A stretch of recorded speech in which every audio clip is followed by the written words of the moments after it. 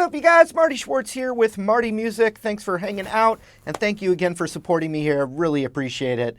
Gonna add some kind of melodic and phrasing ideas to our E-blues, and I'm gonna show you a few concepts that I hope will help you. Also, I appreciate you going over to Marty Music. I got some free courses there for you to check out, including the 5 shapes of the pentatonic scale, which is helpful. But enough of that. Let's zoom in, break this down. So I think one of the easiest ways that I think about this concept, it's more a sound to me, but if you're looking at it, what you're doing, or the theory of it, it's basically the E major pentatonic scale, but I'm avoiding what's called the major third of that scale.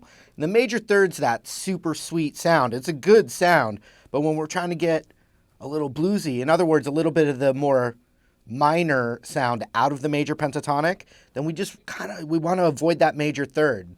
So here's the E major pentatonic scale that I was using primarily for the concept.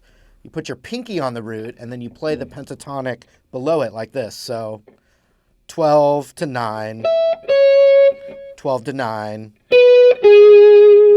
11, 9, 11, 9, again 11, 9, and then the root here.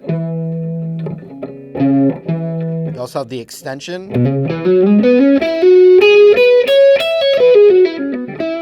So the lick avoids this major third, which it happens to be the 9th fret of the B string. So we're going to play a lick like this. And so we're playing the 9th fret high E. Then we're playing the 12th fret of the B. Then we're skipping that 9 and we're grabbing with our ring finger the 11 of the G. But I'm doing a little half-step bend.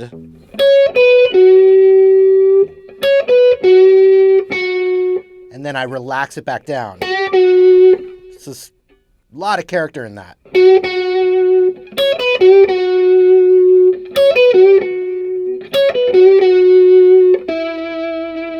And then I have the root, is what I ended on, and that's the 9th of the G.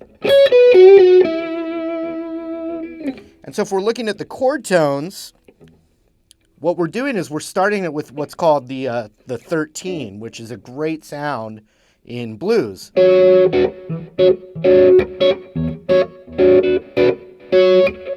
It's that note we hear really strongly in James Brown. So we're starting with that note. Then we're playing what's called the 5th, which comes right from an E power chord.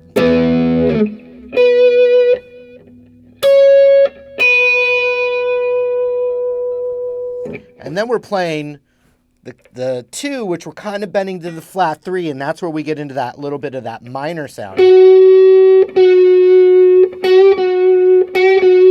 But it just toys the line there. 13, 5, and root. And then a little bit of this blues in here on the 11th fret of the G.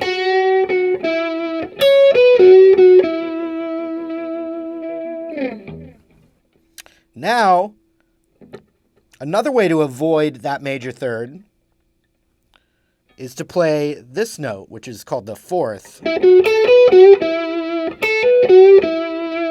So you can do this. You can do 10 to 12 on the B string,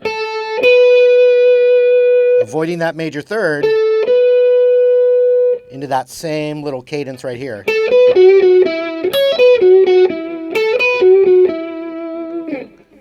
And you can play that over any 3 chords of the E blues. It's going to work over any of them.